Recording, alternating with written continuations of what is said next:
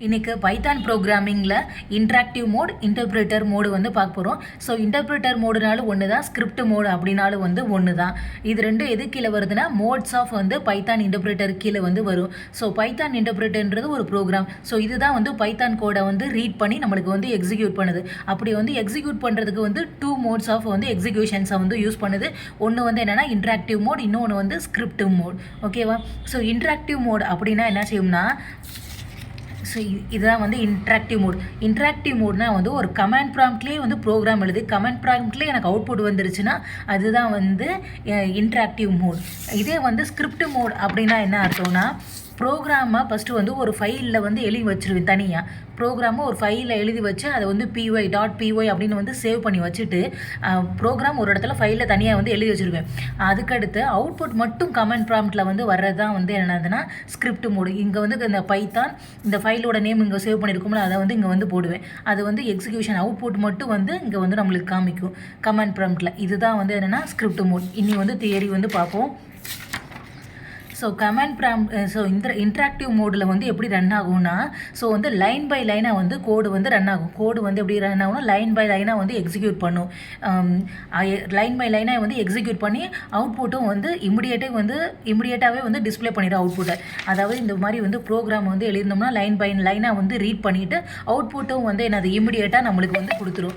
ஓகேவா? நெக்ஸ்ட்டு வந்து அந்த ஆரோ மார்க், இந்த 3 கிரேட்டர் தென் சிம்பிள் மாதிரி இருக்குல்ல, அது பேர் அந்த இதுக்கு பேர் வந்து என்னன்னா ஜெவ்ரான் அப்படின்னு இருக்கு. ஸோ இது வந்து இதுக்கு என்ன மீனிங்னா, ப்ராம்ப்ட் வந்து ரெடியாக இருக்குது, உங்களை கோடிங்கை வந்து நீங்கள் என்ட்ரு பண்ணலாம் அப்படின்றது தான் வந்து இதோட மீனிங். ஓகேவா?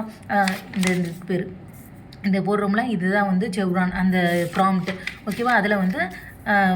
அதில் வந்து கோடிங்கை வந்து என்ட்ரு பண்ணலாம் அப்படின்னு சொல்லுவோம். ஸோ இப்போ வந்து இன்ட்ராக்டிவ் மோடில் வந்து ப்ரோக்ராம் ஸ்டேட்மெண்ட்ஸ்லாம் கமாண்ட் ப்ராம்ப்டில் எழுதி ரிசல்ட்டும் அங்கேயே தான் வந்து வந்துடுது. ஓகேவா? ஸோ இது வந்து என்ன எந்த இன்ட்ராக்டிவ் மோடை வந்து எந்த மாதிரி சுச்சுவேஷன்ஸில் யூஸ் பண்ணணும்னா, சின்ன ப்ரோக்ராமுக்கு தான் வந்து இது வந்து சூட்டபுளாக இருக்கும். இது மாதிரி வந்து சின்ன ப்ரோக்ராமுக்கு தான் வந்து இந்த இன்ட்ராக்டிவ் மோடு வந்து எப்படின்னா சூட்டபுளாக வந்து இருக்கும்.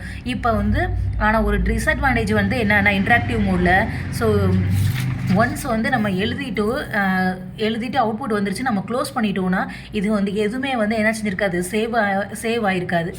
அதை தான் வந்து சொல்லியிருப்பாங்க. பட் இந்த interactive mode we cannot save பண்ண முடியாது இந்த ஸ்டேட்மெண்ட்ஸை ஃபியூச்சரில் வந்து யூஸ் பண்ணலான்ட்டு.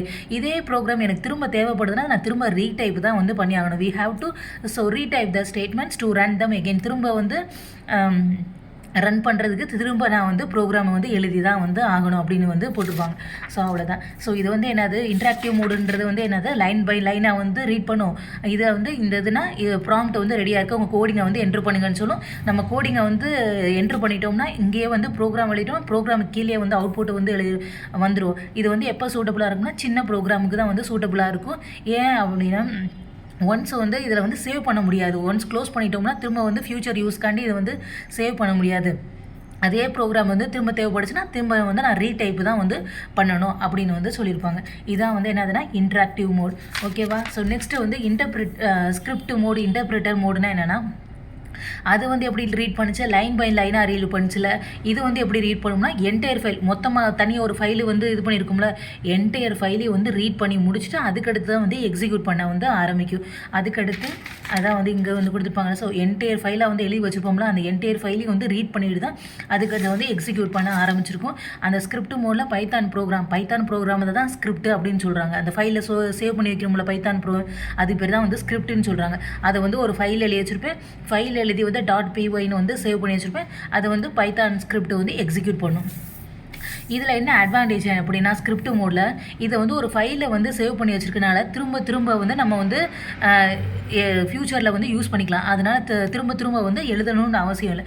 இதை வந்து க்ளோஸ் பண்ண பின்னாடியும் வந்து அதில் வந்து சேவ் ஆகிருக்கும், அந்த ஃபைல் வந்து ஃபோல்டரில் சேவ் ஆகிருக்கும். திரும்ப நம்ம வந்து எக்ஸிக்யூட் பண்ணிக்கலாம் அப்படின்றதான் இதோட அட்வான்டேஜ். ஸோ இதுதான் வந்து சம்மில் வந்து 2 நம்பரை வாங்கி அதை வந்து சம் பண்ணி பிரிண்ட் பண்ண அப்படின்னு ஒரு ப்ரோக்ராம் எழுதி வச்சுருக்கேன். அந்த ப்ரோக்ராமை வந்து எங்கே கால் பண்ணியிருக்கேன்னா, இங்கே வந்து கால் பண்ணியிருக்கேன் பைத்தான் sum.py.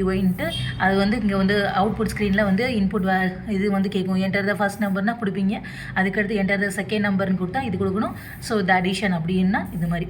ஸோ இந்த எழுதுகிறோமில்ல, இது வந்து இதையும் வந்து எழுதுங்க. சும்மா என்ன இருக்குன்னா, பைத்தானோட 33.6 32 பிட் இருக்கா, சும்மா வந்து இது டேட் இருக்குது, இதில் வந்து டைம் இருக்குது. அதுக்கடுத்து 32 பிட்டு இன்டெல் ப்ராசஸர் ஆன் விண்டோஸ் 32 அப்படின்னு சும்மா இதில் இருங்க. அதுக்கடுத்து டைப் பண்ணுங்கள் ஹெல்ப்பை பற்றி அப்போ காப்பி ரைட்ஸ் லைசன்ஸை பற்றி எதுவும் மோர் இன்ஃபர்மேஷன்ஸ் இதெல்லாம் எழுதுனா கொஞ்சம் ஸ்க்ரீன் ஃபீலிங் வந்து கிடைக்கும். அதனால் இதெல்லாம் வந்து இதையும் கொஞ்சம் எழுதிட்டு அப்புறம் எழுதுங்க. அவ்வளோதான்.